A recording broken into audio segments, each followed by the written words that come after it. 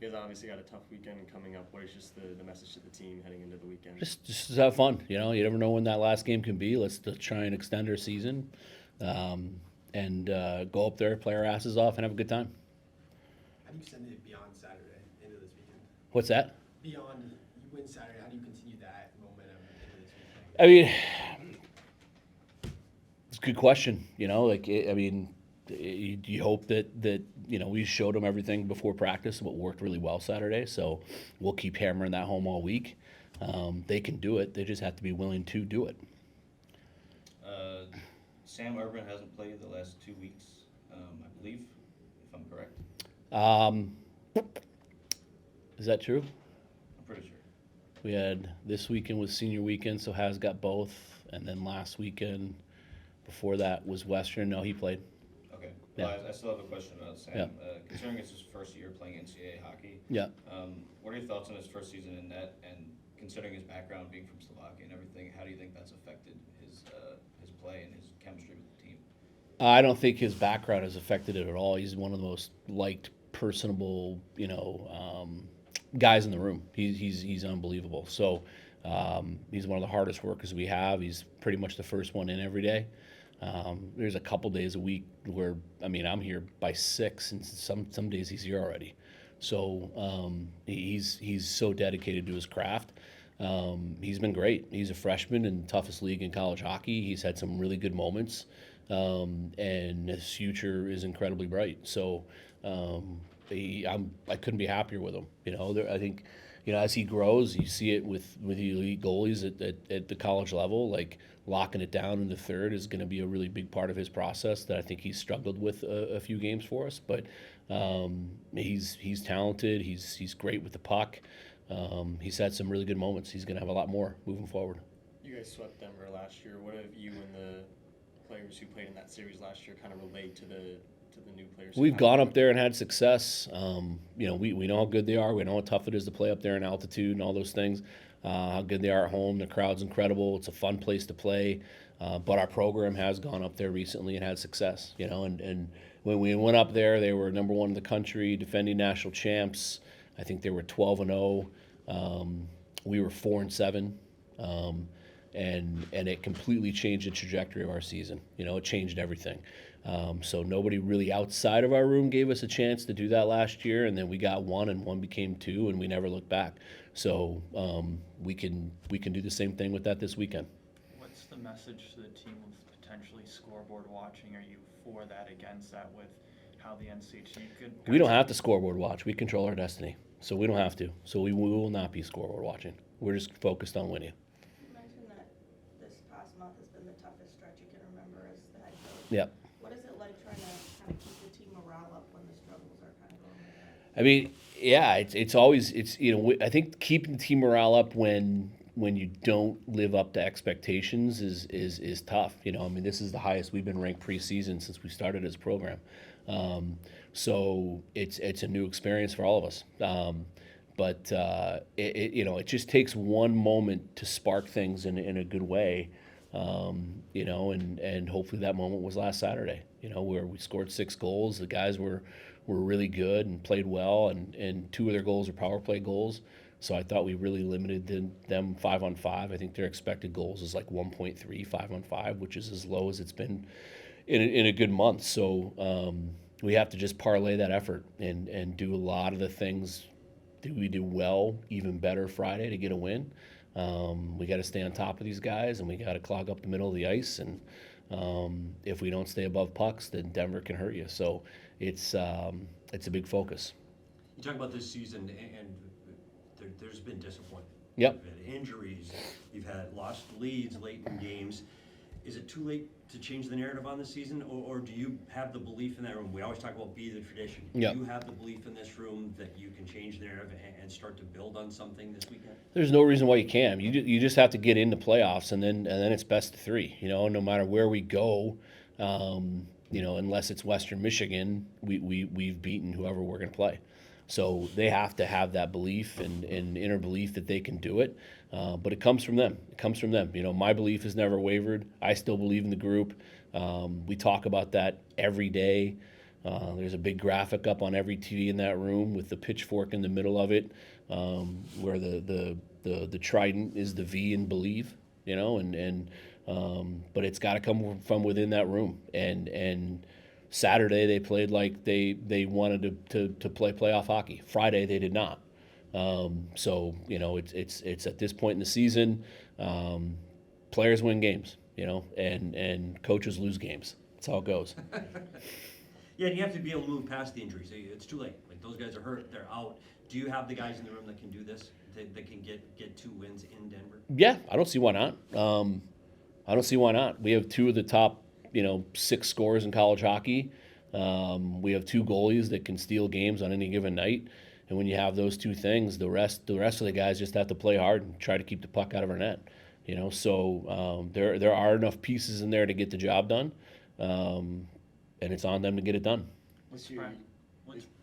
Go ahead, Jake. this year you had the most freshmen on your roster since your first year as a D1 program. What was your just overall takeaway from their first year of college? It's hard. It's hard. It's just proves how hard college hockey is. You know, it's eye opening for young kids to come in and, you know, whether you're a 2nd-round draft pick like Kev, or, you know, a high achieving, you know, kid out of the Western League like Kipke, who's a 5th-round draft pick. It's hard. It's fast. It's the pace is unlike anything in junior hockey in the world.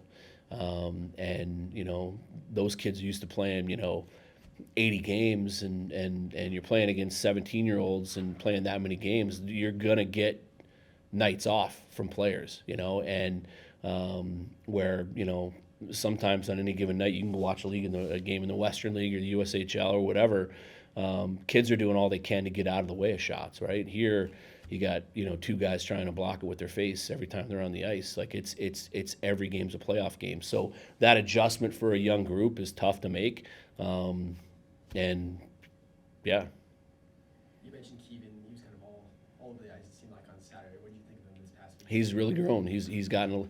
I thought he you know, the last 3 weeks have been his best. I thought Friday he was really bad. Saturday he was really good. You know, so there's still some inconsistency in his game as a young kid, but he has been, by and large, over the last 3 to 4 weeks, one of our best players. And you can see the upside. You can see, you know, the potential and the promise that he has when he's skating and he's working and he's engaged. You know, and he's willing to go into 50-50s and sacrifice his body a little bit. He's really, really good. What's Whitehead's status for this weekend? He is probably going to be in, which would be a nice add for us to get him back in and to get Tuck back on the back. To your point about the young guys, it's kind of a different roster building approach than you've taken in the past Yeah. years before that. What kind of like went into that and gave you the confidence that they could, you know, live up to that? Yeah, I mean, first I think the big thing is we didn't love what was available in the portal this year. It was probably the lightest and most dry portal that we'd ever, you know, really dealt with.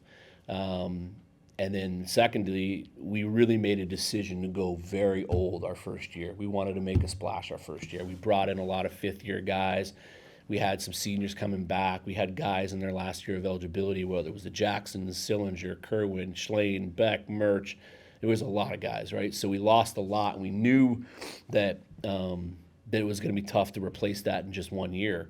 And it's proven to be tough. You know, we still had a lot of confidence in what we had this year, but with as young as we were, we probably internally set the bar a little too high for ourselves.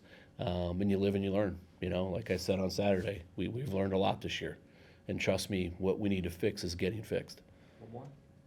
Considering expectations coming to the season and injuries and everything that's come throughout it, have you changed how you guys practice, or has it been the same mentality from the start? We've had to change it a little bit. That's a great question. And when you're as low as we are, and you don't have anybody, you know, healthy in the stands, you can't lose another guy in practice. So we've practiced hard, but we've practiced short, right? So, you know, today, for example, we went really hard. We worked on some things we need to really work on. Heading into Denver, the power play was on the ice at 9:15, so they got their reps in and work in. And then we went a good hard 35, 40 minutes, and then we're off. So at this point, you know, being rested and fresh is definitely the most important thing for our guys, especially going up in altitude. They got to be fresh against this team. If they don't have their legs, then we're dead. Thank you, Coach. Thanks. Yep. Please start. guys are going up to one of the tougher arenas to play in the country. What have the guys who played there last year kind of told you about the trip to Denver? Yeah, the guys have been talking about it a lot. Say it's like a fun trip. It's like a good hotel, and honestly, it's just a good experience going up there and just playing against a really talented team. So there's a lot of excitement surrounding the trip. You played in the high altitude at Colorado College earlier in the season. Is there anything that you can kind of take from those games to apply to Denver? Yeah, just, we have to get adjusted quick.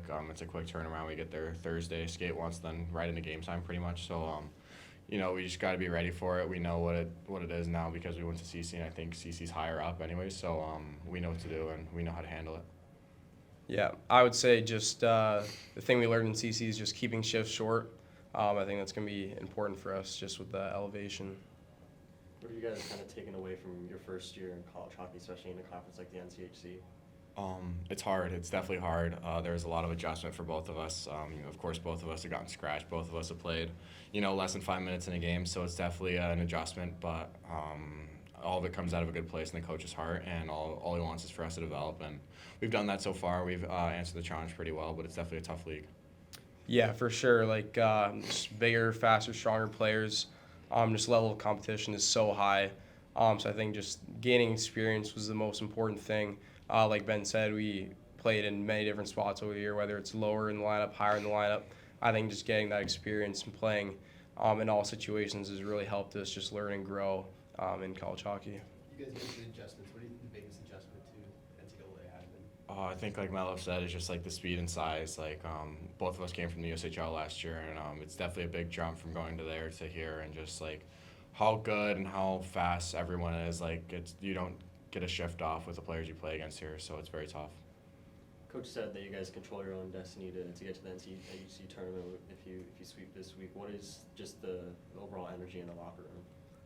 I mean, what he said is true. I think we believe in the guys we have in the room. We believe in the message the coach is telling us, and we're confident that if we play our game and stick to what we've been taught, that the sky's the limit for us. No matter how the season's went so far, I think we always believe that we can reach where we really want to go. How do you guys think the coaching staff here has developed you over your first year in college hockey? Really well. In my opinion, they've done a great job with not just us two, but every freshman that's came aboard this year. I think if you look at the start of this year to where we are now, is just a big gap between what we were as players then to now. And just, I think the biggest thing is them teaching us more of the ways how to be more 200-foot players. I think especially the way that we both came in, we were more on our teams back in USHL, more of a offensive catalyst, and didn't have to focus much on the defensive game. But as we got here, it was the biggest gripe that they had against us, and the biggest thing that they worked on us with, and I think that's just grown our game that much more. In a season full of injuries and close losses, how has the morale in the locker room just been able to stay up? Obviously, it does suck to lose. It sucks to have injuries. Like you feel for the guys who like Potsy and Bex who just have their seasons ended just like that. I think the group's done a good job at staying positive though. I mean, you have to really, like you can't get down on yourself. No team's gonna wait for us, let us feel sorry for ourselves. So the guys been doing a good job staying positive, and I especially put a lot of that on the leaders. They've done a good job just bringing the team together and just helping us stay close. You guys played both with Kyle Smolin on the fourth line. Now you're on the second line with Kyle Smolin. Does that change anything for you now that you've bumped up a couple lines? Not really. I think just the thing that's changed the most is just that we're further along in the year now, and me and Melo are both way more confident in ourselves as players. And I think just the more as we've gone along and played with Smoley, and the more we've done with him, and the more we've bonded with him on and off the ice, I think it's just made us that much better as a line, and I think that's been showing over the last month. With the tough stretch that you guys have had over the past couple of series, how big was Saturday's win just to get you trending in the right direction ahead of one of the most important games of the season? Yeah, I'd say it's perfect timing, honestly. It was a really special night, senior night, and I think everyone understood the importance of that. And just it raised the intensity level that much more because everyone was playing not just for themselves, not just for the team, but for the seniors who were playing their last home game. So, yeah, it came at the right time, getting that win, and it should provide good momentum going in this weekend. that something you're gonna continue to do with the seniors? This is their final stretch of games, just playing for them? Yeah, that's been the message over the last however long. Just like, not everyone's as fortunate as us too to kind of be able to have the 3 years look ahead and say like, yeah, we can play here over our next 3 years and have a place as cool as this. Like these are for the 4 guys and Shim, Cruz, Tuck, and Haz. Like this is their last go, and so everyone just wants to do it for them and give them the most amount of time they can have in college hockey. What impact have they had on the team this year?